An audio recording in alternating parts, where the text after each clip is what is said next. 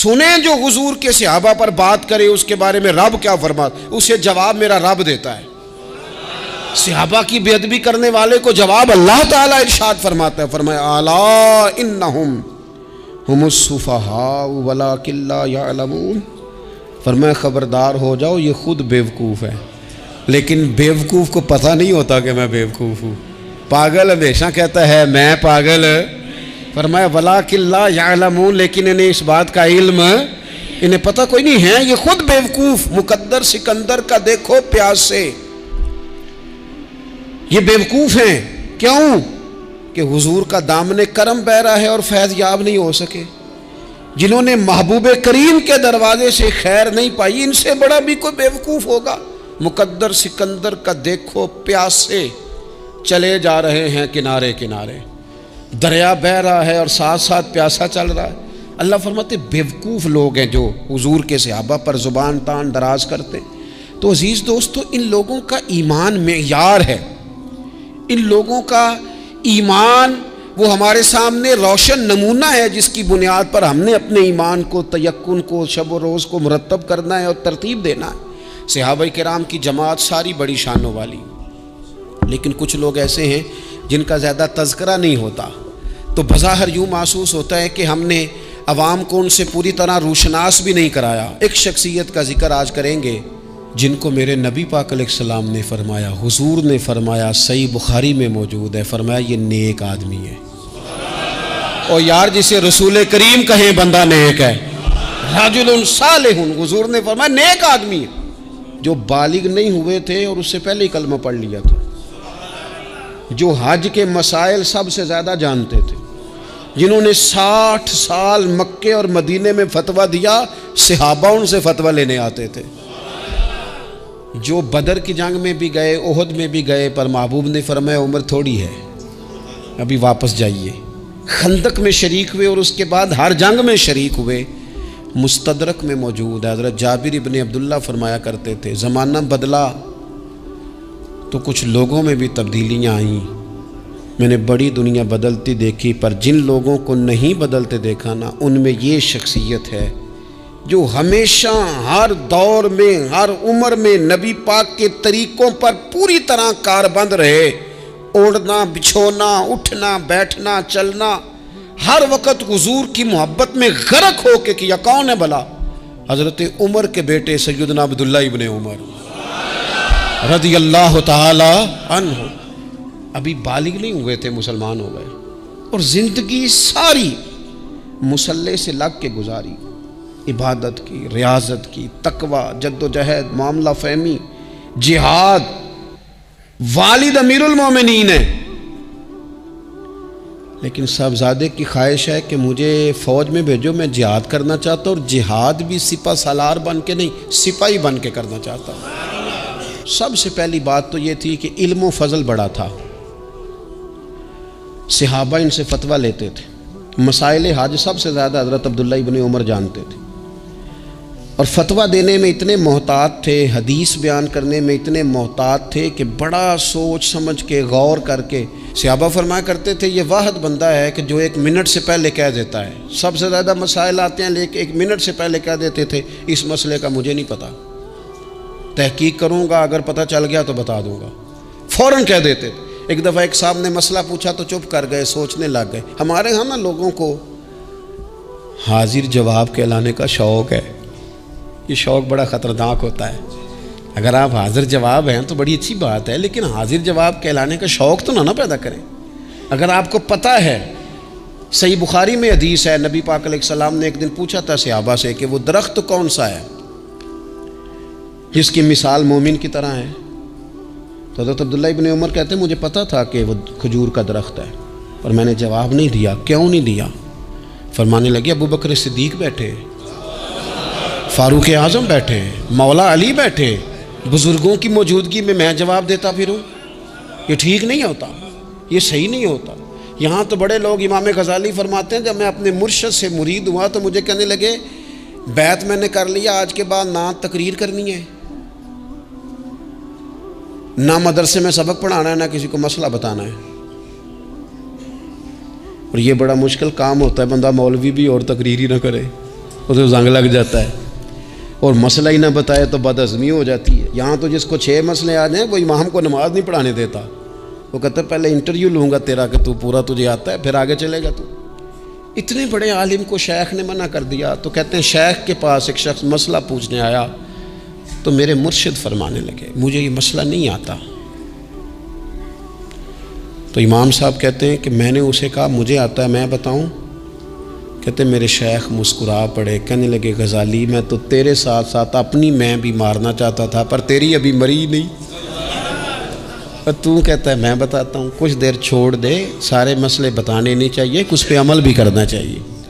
میرے عزیز حضرت عبداللہ ابن عمر اتنا بڑے مفتی ہیں، مفتی مدینہ ہیں، مفتی مکہ ہیں، لوگ مسائل حج پوچھتے ہیں، بڑے بڑے استنباط کرتے ہیں قرآن و حدیث سے۔ ایک آدمی نے مسئلہ پوچھا تو حضرت عبداللہ ابن عمر فرمانے لگے دیر تک سوچا، دیر ہو گئی سوچتے سوچتے، تو وہ شخص کہنے لگا حضور اتنی دیر کیوں سوچ رہے ہیں؟ تو آپ فرمانے لگے تمہارا کیا خیال ہے کہ جو سوال تم مجھ سے پوچھتے ہو اور جو جواب میں تمہیں دیتا ہوں اس کے بارے میں رب مجھ سے سوال نہیں کرے گا؟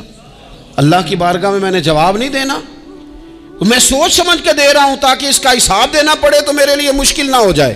میرے عزیز حضرت عبداللہ ابن عمر سے کسی نے سوال پوچھا تو سیدنا عبداللہ ابن عمر رضی اللہ تعالیٰ عنہ کہنے لگے مجھے نہیں آتا اس سوال کا جواب، اور جب کہا نا نہیں آتا تو فوراً کہنے لگے عبداللہ خود اپنے آپ سے بات کرتے ہیں، کہتے ہیں عبداللہ رب تیرا بھلا کرے، اس بات پہ ہمیشہ ڈٹے رہنا، جو بات نہ آتی ہو وہ کبھی کہنا نہ، جس کا پتہ نہ ہو اسے کبھی کرنا، جب تک پوری تحقیق نہ ہو بلا وجہ غوطہ زنی نہ کرنا، بلا وجہ غوطہ زنی نہ کرنا۔ یہاں کا ہمارے صوفیاء نے یہاں کا علم و باس کریو یار، ایک کوئی حرف تینوں درکار، صحیح کر کے پہلے اچھی طرح کر کے پرکھ پھر بات کر۔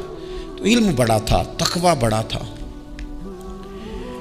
اس کے ساتھ ساتھ پھر یہ تھا کہ غریب پروری بڑی تھی۔ ایک بندہ خیرات لے کے گیا، وہ پھر لائن میں لگ گیا ہے، اسی کیا کیدا پلا تو پھر آ گیا ہے۔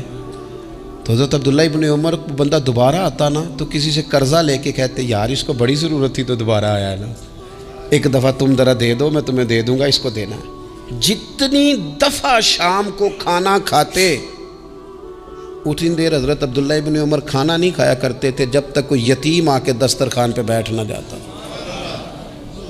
نہیں گزارا ہوتا۔ اور یار کیسے لوگ کھا لیتے ہیں، اعلیٰ غذائیں کھا رہے ہیں، اور ایک طرف ایک بہن مجبور بیٹھی ہے، بھائی مجبور بیٹھا ہے، سسرالی رشتہ داروں میں لوگ مجبور بیٹھے ہیں، عزیزوں میں لوگ مجبور بیٹھے ہیں، یتیم غریب مسکین، اور یہ روز نئے سے نیا ذائقہ، جب تک یتیم نہ ہوتا کھانا نہ کھاتے۔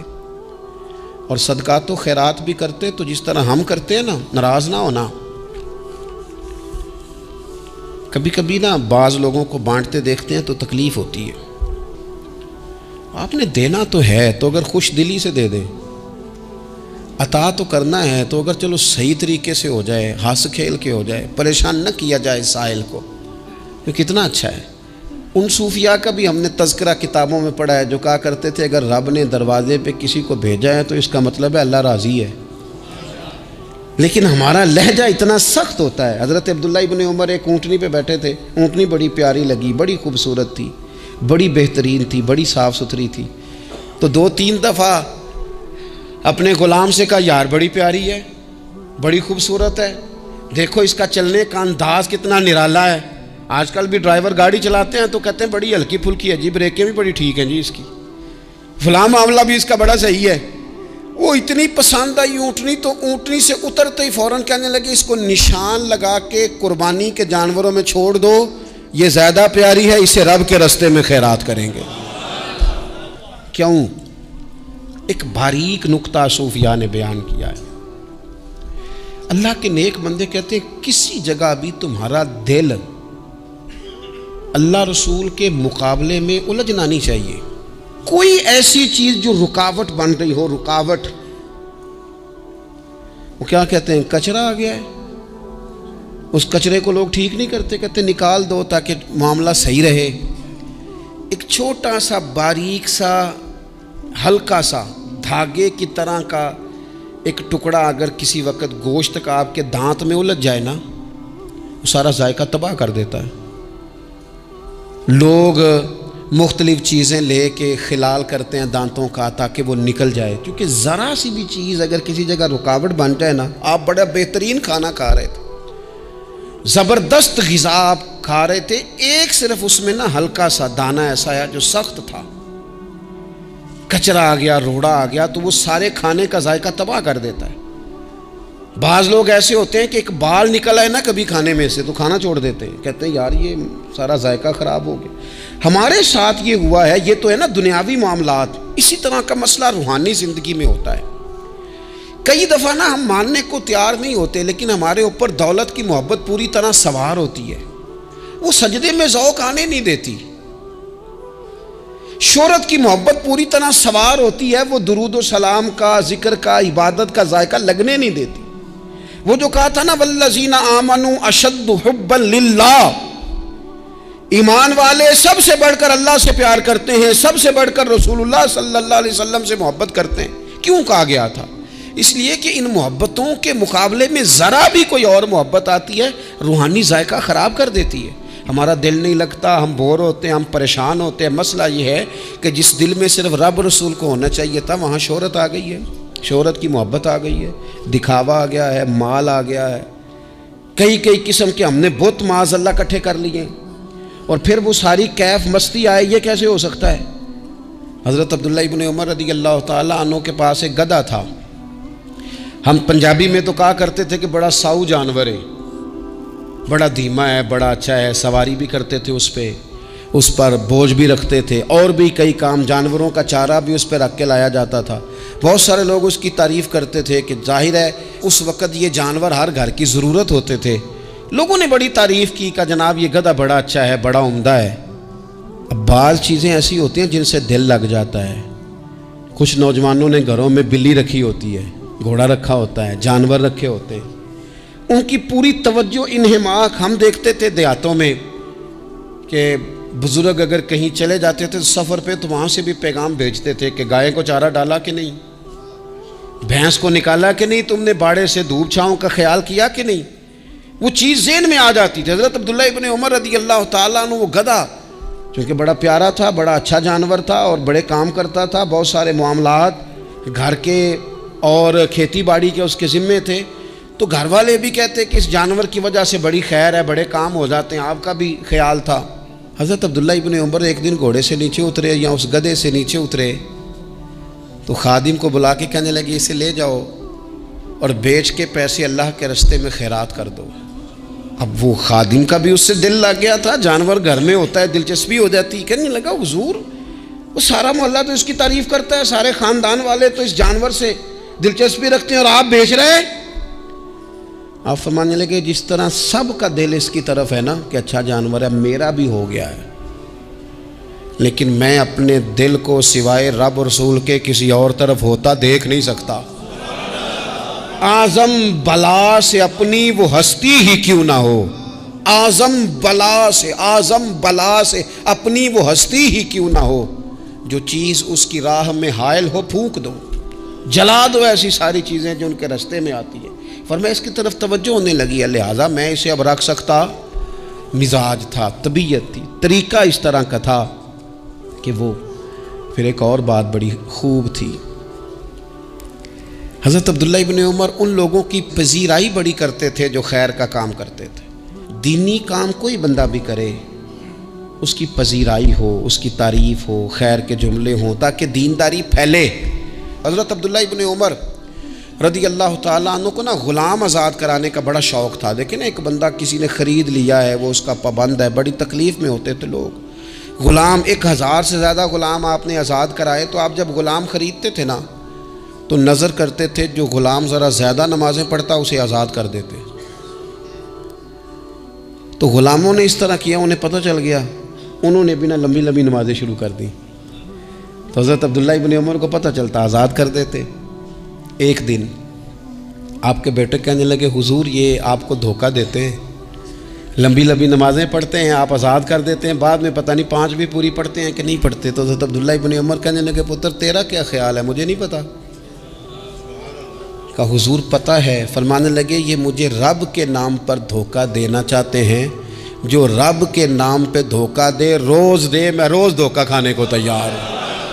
دوسری بات یہ تھی حضرت عبداللہ ابن عمر میں کہ نبی پاک سے محبت کوٹ کوٹ کے بھری ہوئی تھی۔ حضور کا ذکر آتا تو رو پڑتے، ان جگہوں پہ جا کے ڈھونڈ ڈھونڈ کے بیٹھتے جہاں نبی پاک نے وقت گزارا ہے۔ ایک درخت کا پتہ چلا کہ یہاں حضور تھوڑی دیر آرام فرما ہوئے تھے، انہوں نے دیکھا تھا یا انہیں معلومات ہوئی، تو ہمیشہ اس درخت کو پانی دیتے، اس کا خیال کرتے، کہتے یہ درخت ہمیشہ تر و تازہ رہے، یہاں میرے نبی پاک نے تھوڑا وقت گزارا ہے۔ وہ مکہ مکرمہ میں بھی جاتے تو وہ جگہ ڈھونڈ ڈھونڈ کے جہاں حضور نے نماز پڑھی تھی نماز پڑھتے۔ مسجد نبوی میں آتے تو جس ممبر پر حضور بیٹھ کے خطبہ دیتے تو اس پہ ہاتھ پھیر کے چہرے پہ ملتے۔ حضور کی قبر انور پر حاضری دیتے، السلام علیکہ یا رسول اللہ کہہ کے اس بارگاہ عالی مرتبت میں حاضری دیتے۔ حضرت صدیق اکبر کو سلام کرتے، حضرت عمر کو سلام کرتے، پیر سن ہو گئے ایک دفعہ چلتے چلتے۔ تو کسی نے کہا جس سے سب سے زیادہ پیار ہے نا اسے پکارو پیر ٹھیک ہو جائے گا، تو فوراً کہنے لگے یا محمد صلی اللہ علیہ۔ اور یہ امام بخاری نے لکھا ہے الادب المفرد میں، خود امام بخاری لکھتے ہیں کہ حضرت عبداللہ ابن عمر نے یا محمد کہا اور ان کا پیر سویا ہوا ٹھیک ہو گیا۔ یہ لوگ بڑی محبت کرنے والے۔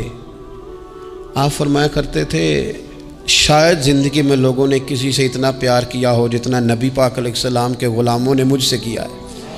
ہر وقت لوگ ان کے گرد رہتے، لوگ محبت کرتے۔ حجاج بن یوسف جب حکمران بنا نا تو بڑا ظالم تھا، اس کو یہ بات اچھی نہیں لگتی تھی کہ ہر وقت لوگ حضرت عبداللہ ابن عمر کے پیچھے گھومیں۔ بادشاہوں کا خیال ہوتا ہے نا بادشاہ ہم میں تو پروٹوکول کوئی اور لے کے جا رہا ہے۔ اس نے ایک دفعہ جمعہ پڑھاتے پڑھاتے معاذ اللہ حضرت عبداللہ بن زبیر رضی اللہ تعالیٰ عنہ کے خلاف کوئی بات کی، تو حضرت عبداللہ ابن عمر اگرچہ بڑے صلح جو تھے، صلح پسند تھے، لیکن اگر حق کی بات ہوتی اور اس طرح سے ہوتی کہ کوئی بڑی غلط بات کرتا تو پھر ٹوکنے میں بھی بڑی جرت کا مظاہرہ کرتے۔ ایک دفعہ اہل کوفہ نے آپ سے مسئلہ پوچھا نا، چونکہ آپ مفتی تھے لوگ مسئلے پوچھتے، تو انہوں نے پوچھا حضرت عبداللہ ابن عمر سے کہ مکھی اور مچھر کا خون لگ جائے تو اس کا کیا مسئلہ ہے، کپڑے ناپاک تو نہیں ہوتے؟ تو اس سوال کا جواب دینا چاہیے تھا نا، ہوتے ہیں کہ نہیں ہوتے؟ تو فرمانے لگے حسین ابن علی کا خون بہا کے اب مکھیوں کے خون کے مسئلے پوچھنے شروع کر دیے۔ اب تمہیں یہ والا خون نظر آنے لگا ہے؟ حضور کی اولاد پاک کو شہید کر کے اب ان مسئلوں میں آئے ہو؟ میں خیال نہیں آتا تمہارے دلوں میں گھٹن ہے حضور کی اولاد کے لیے اور دین کے مسئلے پوچھتے ہو؟ جاؤ پہلے کشادگی پیدا کرو، تیری نسل پاک میں ہے بچہ بچہ نور کا، تو ہے عین نور تیرا سب گھرانہ نور کا، پہلے کشادگی لاؤ حضور کی اولاد پاک کے لیے پھر مسائل پوچھنا۔ حجاج بن یوسف نے کوئی بات کر دی، آپ نے ٹوک دیا، آپ نے ٹوک دیا، تو پھر حجاج نے سازش کی۔ اوہو، اللہ والوں کے خلاف جو سازشیں ہوتی ہیں بڑی گہری ہوتی ہیں، بڑی سخت ہوتی ہیں، بڑے جال بنے جاتے ہیں، بڑا حسد کیا جاتا ہے، بڑی تکلیف دی جاتی ہے۔ اللہ قرآن میں کہتے ہیں محبوب یہ لوگ تجھ سے حسد کرتے ہیں، حسد من عند انفسہم، ان کے دلوں میں تیرے لیے حسد ہے، حسد کرتے ہیں لوگ، دور تک نکل جاتے ہیں حاسدین۔ حجاج نے کیا کیا، اس نے ایک شخص سے کہا کہ زہر والا خنجر تیار کرو جو زہر میں بجھا ہوا ہو، اور چونکہ حج کے موقع پہ بڑا رش ہوتا ہے لہذا حج کے موقع پہ لے جانا۔ حضرت عبداللہ ابن عمر جب تمہارے پاس سے گزریں، بادشاہ میں ہوں، لوگ ان کے پیچھے ہیں، جب وہ تمہارے پاس سے گزریں تو ان کے پیر میں چبو دینا۔ جب لوگوں نے ایسے عالی مرتبت لوگوں کو نہیں بخشا، اتنے بڑے لوگ محفوظ نہیں رہے تو ہمہ چما کس کھاتے میں؟ آج کس بات کا شکوہ کرنا؟ حضرت عبداللہ ابن عمر اس کے پاس سے گزرے تو اس نے پیر میں چبو دیا خنجر، وہ زہر آپ کے جسم میں پھیلا۔ جب شدید بیمار ہوئے تو حجاج تیمارداری کرنے چلا گیا۔ یہ دیکھو، یہ دیکھو، دوستی قاتل سے بھی مقتول سے یارانہ بھی، خود چلا گیا اور جا کے کہنے لگا جی اگر مجھے پتہ چل جائے نا کہ آپ کو کس نے یہ زخم دیا ہے تو میں سخت انتقام لوں گا۔ تو حضرت عبداللہ ابن عمر نے بھی بڑا منطقی جواب دیا، فرمانے لگے مجھے اسی نے زخم دیا ہے جس نے حج کے موقع پر کسی کو خنجر لانے کا مشورہ دیا تھا، اسی نے مجھے زخم دیا ہے۔ گویا فرمانے لگے ظالم تو خود ہی یہ کام کرتا ہے اور خود ہی تو تیمارداریاں کرتا ہے۔ حضرت عبداللہ ابن عمر شہید ہو گئے، مکہ مکرمہ میں آپ کا مزار بنا دیا گیا۔ تقریباً 1500 کے لگ بھگ 1600 کے لگ بھگ آپ سے احادیث مروی ہیں. زندگی حسین گزاری، حضور کی خوشبوئیں ہر وقت آتی رہیں. حضرت عائشہ صدیقہ، حضرت حذیفہ، حضرت جابر بن عبداللہ، یہ تینوں جلیل القدر لوگ کہا کرتے تھے حضور کے بعد زمانے کی تبدیلی سے بڑے لوگ تبدیل ہوئے، لیکن جو لوگ حضور کے طریقوں پر پوری طرح قائم رہے ان میں بڑا نام حضرت عبداللہ ابن عمر کا ہے. بڑا نام. رات بھر عبادت کرتے اور دن کو ظہر سے عصر تک اللہ کی یاد میں مصروف رہتے. 3 باتیں اپنی زندگی میں سمجھیں. ایک تو جس بات کا پتہ نہیں ہے اس کو کبھی ڈسکس نہ کریں، یہ ہمیں حضرت عبداللہ ابن عمر کی زندگی نے بتایا. اور دوسری بات یہ ہے کہ کوشش کریں، سخاوت کرنی ہے اللہ کی رضا کے لیے، تو اس میں اللہ کی رضا ہی پیش نظر ہو. اور تیسری بات یہ، جتنا ہو سکے اپنے آپ کو حضور کے دروازے کے قریب کریں، نبی پاک کے رستوں کا مسافر بنیں. جس طرح بھی حالات بڑے بڑے بدلتے ہیں لیکن اپنی جو اصل ہے نا اس اصل پر ہمیشہ قائم رہیں. اللہ مجھے اور آپ کو عمل کی توفیق عطا کرے.